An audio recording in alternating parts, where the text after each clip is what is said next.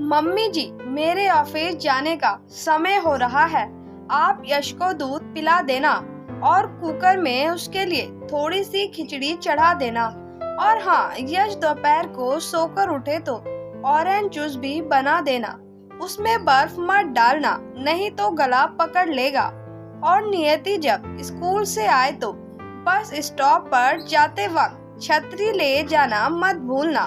बहुत तेज धूप है, उसका बैग भी भारी है, तो बैग आप ही उठाकर लाना।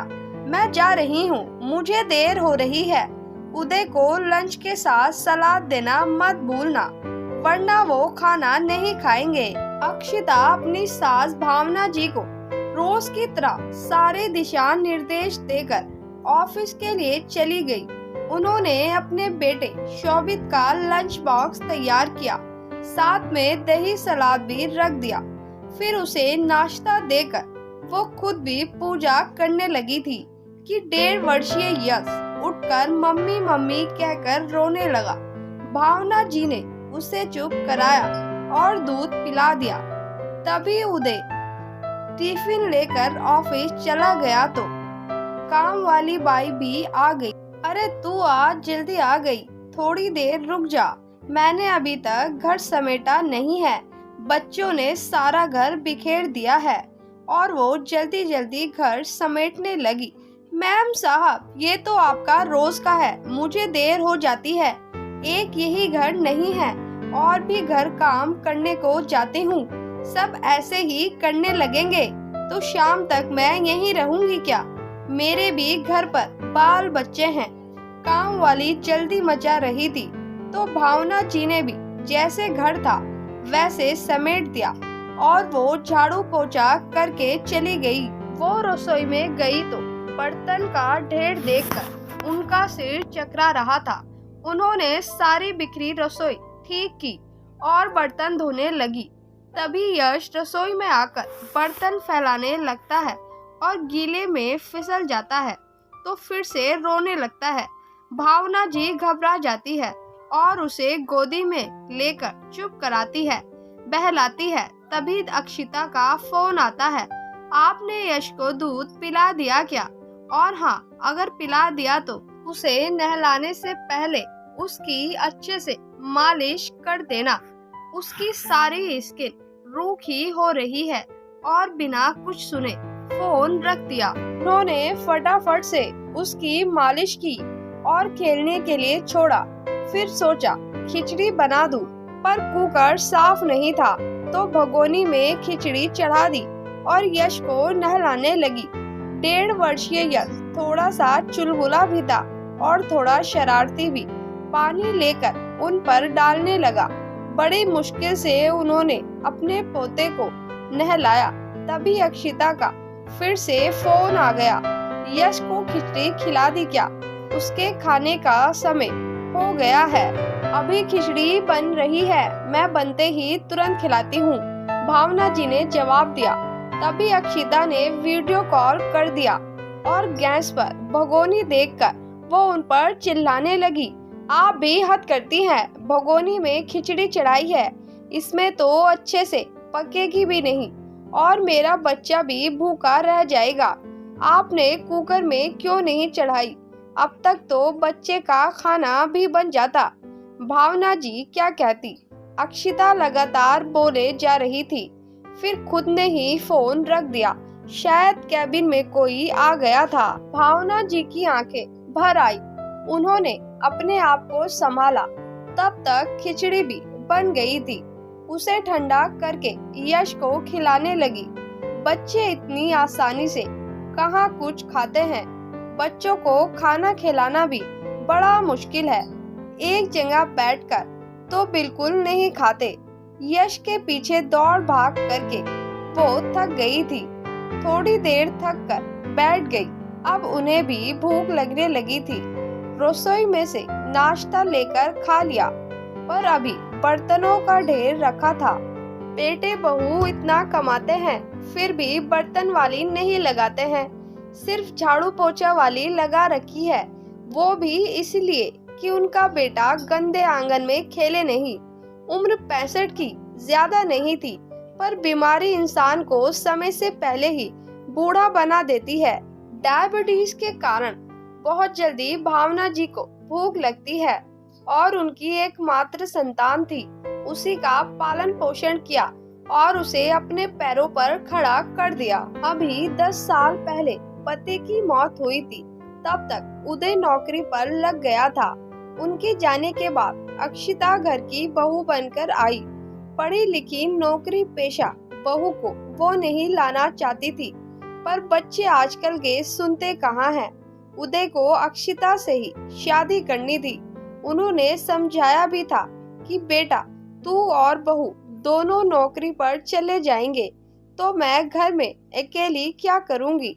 पर उदय ने भी जवाब दिया, मम्मी बड़ा शहर है, भारी खर्चे हैं, पत्नी भी कमाएगी तो घर अच्छे से चलेगा, वरना एक की कमाई से घर नहीं चलता है। फिर मेरे सभी दोस्तों की पत्नियां कमाती है, ऑफिस जाती है, तो मैं घरेलू लड़की अपने लिए नहीं लाऊंगा। ऐसा नहीं था कि उदय की नौकरी अच्छी नहीं थी, पर उसे अपने दोस्तों और रिश्तेदारों में ये दिखाना था कि मेरी पत्नी मामूली सी गृहिणी नहीं है, बल्कि वो भी अच्छी पढ़ी लिखी नौकरी पेशा है। उदय ने जिद की और अक्षिता से शादी कर ली। अभी तक भावना जी ही घर और रसोई संभाल रही थी। बहू के आने के बाद भी उन्हें सहारा नहीं मिला, बल्कि उनका और काम बढ़ गया। बहू तो रसोई में पैर नहीं रखती थी, उनको ही दोनों का टिफिन बनाकर देना होता था। उन्होंने सोचा नई नई बहू है, अभी समय लगेगा, पर अक्षिता को खाना बनाना पसंद नहीं था और उसके पास समय भी नहीं था। ऑफिस आने जाने में वो व्यस्त रहती है। भावना जी ने सोचा कोई बात नहीं, बेटे के साथ बहू का भी बना लेगी। पर जब अक्षिता पहली बार गर्भवती हुई तब भी घर पर तो रहती थी, पर रसोई में पैर नहीं रखती थी। भावना जी ने तब भी एक अच्छी सास की तरह उसकी देखभाल की, उसका बहुत ही ख्याल रखा। अपनी पहली बेटी नियति के जन्म के कुछ महीनों बाद अक्षिता फिर से काम पर जाने लगी। अपनी पोती को भाऊजी बहुत प्यार करती थी और उसका हर काम वो करती। तब घर में झाड़ू पोछा, बर्तन वाली और खाना बनाने वाली आती थी। वो घर भी देख लेती थी और अपनी पोती के साथ भी खेलती थी। धीरे धीरे उन्हें डायबिटीज हो गई और शरीर में थकावट सी रहने लगी। वो घुटनों के दर्द से भी परेशान रहने लगी थी। अब नियति नर्सरी में आ गई थी तो यश का जन्म हो गया। पहले जितनी उनमें जान नहीं थी। अक्षिता दूसरा बच्चा नहीं करना चाहती थी, क्योंकि उसका मानना था कि इस महंगाई में एक बच्चा ही पालना भारी है, 2 बच्चे कैसे पलेंगे। लेकिन उदय का मन था कि नियति अकेली नहीं रहे, उसे अपना भाई बहन कोई तो मिल जाए। यश के जन्म के बाद उसने महंगाई का हवाला देकर खाने बनाने वाली हटवा दी। मम्मी जी घर पर ही तो रहती है, तो यही खाना बना लिया करेंगी। अब 2 बच्चों का खर्चा बढ़ गया है, तो कहीं पर तो कटौती करनी होगी। यश अब बड़ा हो रहा था, पर उदय और अक्षिता अपने ऑफिस के काम में ही व्यस्त रहते थे, इसीलिए बच्चों पर जरा भी ध्यान नहीं देते थे। शनिवार और रविवार को छुट्टी मिलती थी तो मॉल में शॉपिंग और मूवी या दोस्तों के साथ पार्टी में जाया करते थे। भावना जी दोनों बच्चों को दिन भर संभालते हुए थक जाती थी। उस पर घर का काम और खाना भी था। भावना जी अब ये सहन नहीं हो रहा था। पहले तो उन्होंने सोचा था बहू नई नई है, कैसे घर संभालेगी। फिर ये ख्याल किया कि बहू गर्भवती है तो उसका ध्यान रखना मेरा ही कर्तव्य है। फिर ये ख्याल किया कि बहू के पहला बच्चा है, उसे कहाँ बच्चे पालना आता होगा। फिर ये सोचकर कुछ नहीं कहा कि बहू अकेली 2 बच्चों और ऑफिस को कैसे संभालेगी। पर अब पानी सिर के ऊपर से गुजर गया था। अब उनसे सहन नहीं हो रहा था। बेटे उदय को बस या तो पैसे कमाना था या किसी भी तरह पैसा बचाना था। उसे भी अपनी माँ की जरा भी परवाह नहीं थी और माँ पर वो दोनों खर्च भी नहीं करते थे। वो वहाँ दोनों वक्त का खाना खाती थी, पर वो भी चैन से नसीब नहीं होता था। पोता पोती हर दादी को प्यारे होते हैं, पर जब उनकी सारी जिम्मेदारी उन पर डाल दी जाए तो वो प्यार भी बोझ सा लगने लगता है। एक रविवार को दोनों बेटे बहू जब उठे ही थे तो भावना जी ने कहा कि वो गांव में जाकर रहना चाहती है। अब यहाँ पर उनका मन नहीं लगता है। गांव की अच्छी हवा से शायद उनकी तबीयत ठीक रहने लगे। ये सुनकर अक्षिता जवाब देती है, अरे गांव में आपको रोटी कौन देगा? यहाँ तो 4 वक्त का खाना आप मुफ्त में घर बैठे खाती हैं। आपको गांव में जाकर क्या मिलेगा? ये मुफ्त की एसी की हवा और ये शानदार सोसाइटी का रहन सहन गांव में कहाँ मिलेगा? फिर नियति और यश को कौन संभालेगा? तुम्हारे पति को पालने में, बड़ा करने में मैंने लाखों खर्च किए हैं। तुम और तुम्हारा पति जीवन भर भी मुझे बैठाकर खिलाओगे तो भी ये कर्ज नहीं उतार पाओगी। आज तुमने 2 रोटी की कीमत गिना दी। तुम्हारे लिए मेरे प्यार, परवाह और इस घर के प्रति समर्पण की कीमत बस यही 2 रोटी है।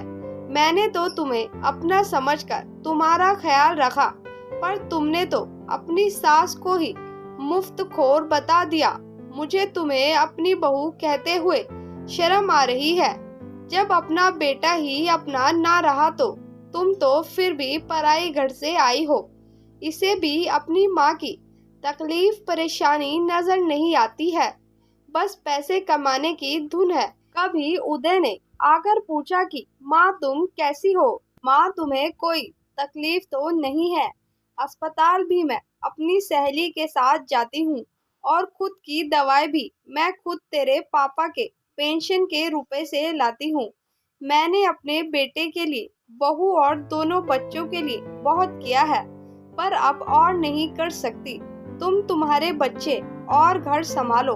वैसे तो घर मेरे पति और मेरा बसाया हुआ है, पर एक माँ होकर अपने बच्चों को बेघर नहीं कर सकती हूँ।